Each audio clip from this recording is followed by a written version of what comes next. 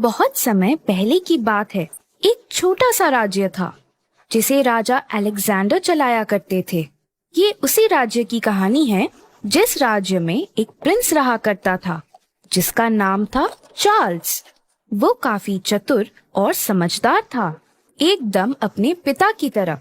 उसने वो सारी चीजें सीखी जो एक प्रिंस को आनी चाहिए। प्रिंस होने के साथ साथ वो एक अच्छा इंसान भी था। चार्ल्स अपने पिताजी की राजगद्दी को संभाले हुए देख काफी प्रसन्न हुआ करता था।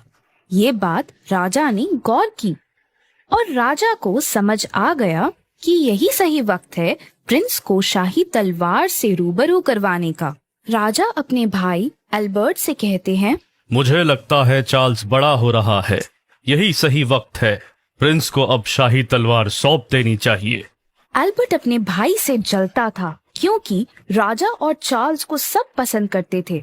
एक दिन राजा अलेक्जेंडर अपने भाई अल्बर्ट के साथ प्रिंस चार्ल्स के कमरे में गए। क्या हुआ पिताजी, आज आप यहाँ? आपने मुझे बुला लिया होता, मैं आ जाता। आपने क्यों कष्ट किया यहाँ आने का? राजा हंसते हुए बोलते हैं कि बेटा, आज मैं बहुत विशेष काम से तुम्हारे पास आया हूँ। प्रिंस काफी उत्साह के साथ राजा की बात सुनने लगा।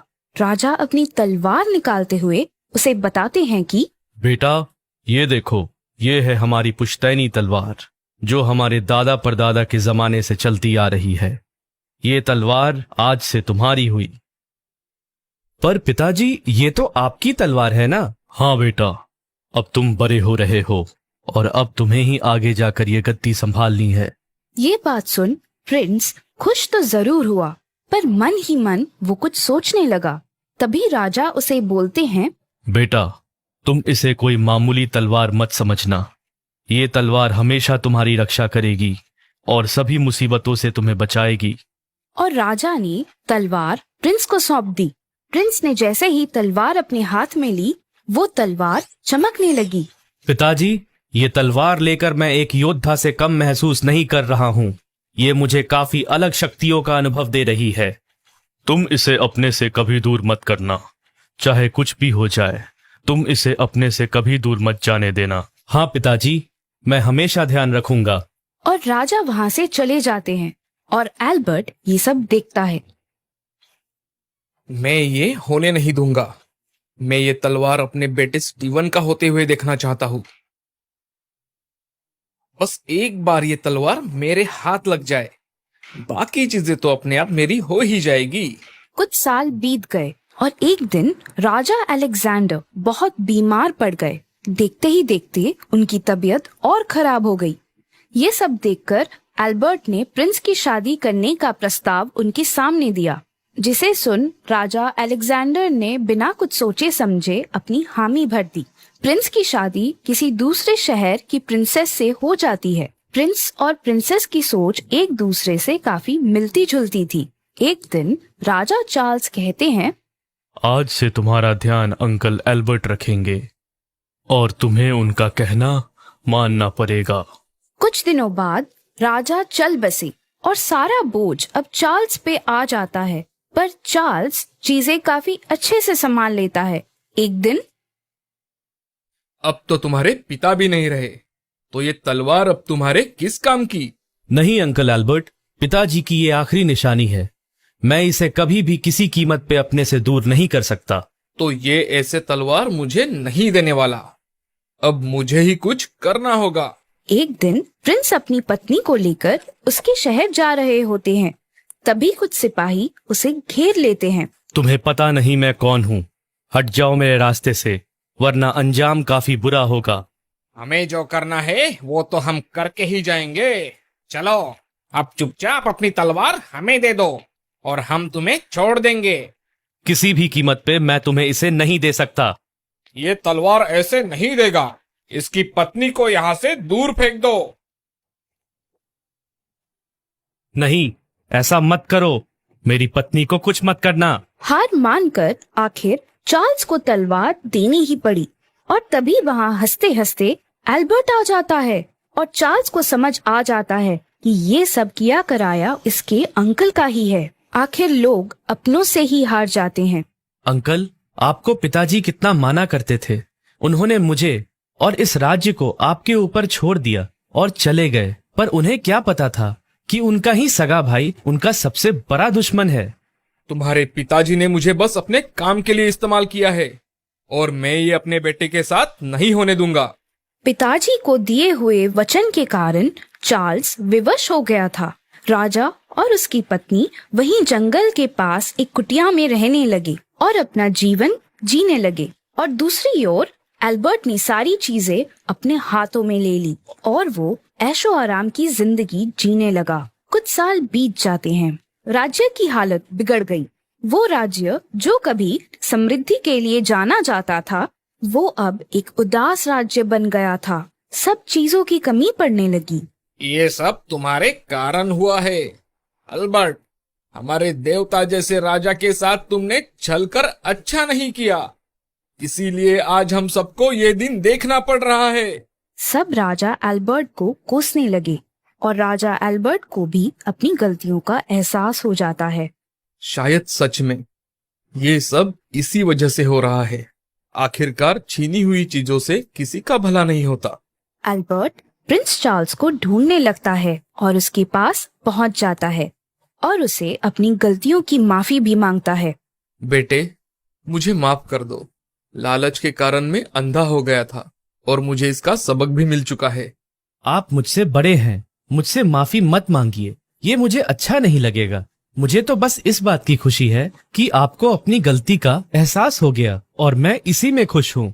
एल्बर्ट वो शाही तलवार चार्ल्स को वापस करने का वादा करता है। जैसे ही चार्ल्स अपने महल में जाकर अपनी तलवार अपने हाथों में लेता है, वैसे ही शाही तलवार पहले की तरह चमकने लगी और देखते ही देखते सब पहले की तरह ठीक हो गया और सब खुशी से रहने लगे। इस कहानी से हमें ये सीख मिलती है कि लालच हमेशा एक बुरी बला है। बहुत समय पहले की बात है।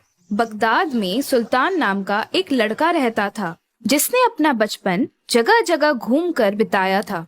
उसके माता पिता बचपन में ही गुजर गए थे और उसे अपने जीवन को आगे बढ़ाने के लिए बहुत संघर्ष करना पड़ रहा था।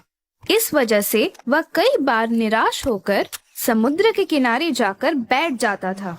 एक दिन वह समुद्र के किनारे बैठा हुआ था और सोच रहा था कि काश उसके साथ कोई ऐसा चमत्कार हो जिससे कि वह सबसे अमीर आदमी बन जाए और अपने जीवन को चलाने के लिए इधर उधर ना भटकना पड़े। यह सोचकर वह ऊपर वाले से विनती करने लगा और फिर वो चुपचाप वहां बैठ गया। कुछ देर बाद समुद्र की लहरों में से एक सुंदर सा कांच का बोतल उसके पास बहते हुए आया। उस बोतल पर एक ढक्कन लगी हुई थी और उसके अंदर एक कागज थी जिस पर कुछ लिखा हुआ था। सुल्तान ने बोतल का ढक्कन खोला। जैसे ही उसने ढक्कन खोला, उसके अंदर से एक जिन बाहर आया। सुल्तान रेत पर गिर गया। वह डर गया था। तभी उस जिन ने कहा, क्या हुक्म है मेरे आका? मैं आज से आपका गुलाम हूँ। मैं आपका तब तक गुलाम रहूंगा जब तक मैं आपकी 3 ख्वाहिशें पूरी नहीं कर देता। मैं आपकी 3 ख्वाहिशें पूरी कर सकता हूँ। जिन की बात सुनकर सुल्तान समझ चुका था कि उसे एक ऐसी चीज मिल चुकी है जो उसकी ख्वाहिशों को पूरा कर सकती है।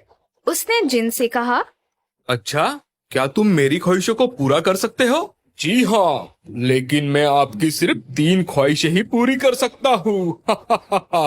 सुल्तान ने अपना पहला ख्वाहिश मांगा। ठीक है, तो मैं सबसे पहले ये चाहता हूँ कि तुम मेरे लिए एक ऐसा घर बनाओ जो दुनिया में सबसे बेहतरीन हो, जिसे देखकर हर एक इंसान की आंखें फटी की फटी रह जाए। इसके बाद वो जिन गोल गोल घूमने लगा। देखने में ऐसा लग रहा था कि कोई बवंडर आ गया हो और वह सुल्तान को लेकर दूसरी जगह पहुंच गया। रुककर जिन ने सुल्तान से पूछा, क्या यह जगह आपके घर के लिए सही है आका? जिन सुल्तान को ऐसी जगह ले गया जो उसके घर के लिए बहुत ही बेहतरीन थी। उस जगह को देखकर सुल्तान ने जिन से कहा, ये जगह मुझे बहुत ही अच्छी लग रही है। हाँ, यहाँ बना सकते हो तुम मेरा घर। सुल्तान के ऐसे कहते ही उस जगह पे जबरदस्त बिजली कड़कने लगती है और देखते ही देखते वहाँ एक घर बनने लगा। कुछ देर बाद सुल्तान का घर पूरी तरह से तैयार था। ऐसा हो जाने के बाद जिन ने सुल्तान से कहा, मेरे आका, आपकी एक ख्वाहिश पूरी हो चुकी है। अब बस आपके पास 2 ख्वाहिशें ही बाकी है। आप चाहो तो तुरंत उन 2 ख्वाहिशों को भी मांग सकते हो। नहीं नहीं, अभी नहीं, मैं तुमसे बाद में सोचकर कोई ख्वाहिश मांगूंगा। अब सुल्तान के पास अपना महल था जिसमें वह बड़े आराम से रहने लगा। अब उसके पास नौकर, नौकरानी और खाना बनाने के लिए बेहतरीन रसोइये भी थे। अब सुल्तान सोचने लगा कि उसे दूसरी ख्वाहिश क्या मांगनी चाहिए। ये सोचकर वो बाजार की ओर चला गया। बाजार में उसने कुछ ऐसे बच्चों को देखा जो भूखे थे और दूसरों से खाना मांग रहे थे। उन बच्चों को देखकर सुल्तान को अपनी बात याद आ गई। एक समय गरीबी में उसे भी इसी तरह रहना पड़ा था, इसीलिए वह उनको देखकर उदास हो गया। वो उनके लिए कुछ करना चाहता था, इसीलिए वो अपने महल गया और जिन से बोला, ए जिन, मैं तुमसे अपनी दूसरी ख्वाहिश मांगना चाहता हूँ। जी, हुक्म करिए मेरे आका। सुल्तान ने अपनी दूसरी ख्वाहिश मांगी। मैं चाहता हूँ कि आज से कोई भी बच्चा भूखा ना रहे। उन्हें कभी भी खाने के लिए दूसरों से कुछ भी ना मांगना पड़े। जिन ने सुल्तान की ख्वाहिश सुनी और उसने उसे पूरा कर दिया। सुल्तान की ख्वाहिश को पूरा करने के बाद जिन ने उससे कहा, मेरे आका, आपकी 2 ख्वाहिशें पूरी हो चुकी है। अब आपके पास सिर्फ और सिर्फ एक ही ख्वाहिश बाकी है। क्या आप उसे अभी पूरा करना चाहते हो? नहीं, मैं अपनी तीसरी ख्वाहिश भी सोचकर ही बताऊंगा। अब सुल्तान खुश था कि अब उसके पास अपना खुद का महल था और बच्चों को अब से भूखा नहीं रहना पड़ता था। कुछ दिनों बाद सुल्तान को इस बात की याद आई कि उसकी तीसरी ख्वाहिश बाकी है, लेकिन वो ये भी सोच रहा था अगर वो तीसरी ख्वाहिश मांग लेता है तो उसके बाद क्या होगा? क्या वो जिन चला जाएगा या इसके अलावा कुछ और भी होगा?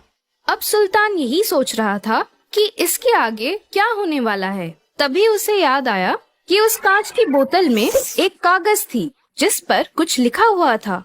वह तुरंत अपने बोतल को खोजने लगा। जैसे ही उसे वो बोतल मिली तब उसने उस कागज को बाहर निकाला। उस कागज में लिखा था, कोई भी व्यक्ति इस जिन से 3 ख्वाहिशें मांग सकता है, लेकिन 3 ख्वाहिशें पूरी हो जाने के बाद उस व्यक्ति को सारी जिंदगी इस बोतल में कैद होकर रहना पड़ेगा। इसके बाद वो जिन आजाद हो जाएगा। ये पढ़ते ही सुल्तान घबरा जाता है। अब वह डरा हुआ था और बार बार सोच रहा था कि वो आगे क्या करेगा। तभी उसे एक तरकीब सूझी और उसने जिन को बुलाया। जिन उसके सामने हाजिर हुआ और वो बोला, क्या हुक्म है मेरे आका? ए जिन, मैं अपनी तीसरी ख्वाहिश भी पूरी करना चाहता हूँ। जैसे ही जिन ने यह सुना वो अंदर ही अंदर खुश होने लगा। वो सोच रहा था कि वो हमेशा के लिए आजाद हो जाएगा और उसे बोतल में नहीं रहना पड़ेगा। फिर सुल्तान ने अपनी तीसरी ख्वाहिश मांगी। मेरी तीसरी ख्वाहिश ये है कि अब से तुम सारी जिंदगी मेरे गुलाम रहोगे और मेरे मर जाने के बाद तुम वापस इस बोतल में चले जाओगे। ये सुनकर जिन गुस्से से चिल्लाने लगा, लेकिन वो कुछ नहीं कर सकता था। अगर वो ऐसा करने से मना करता तो उसे अंत काल तक नर्क में जाना पड़ता।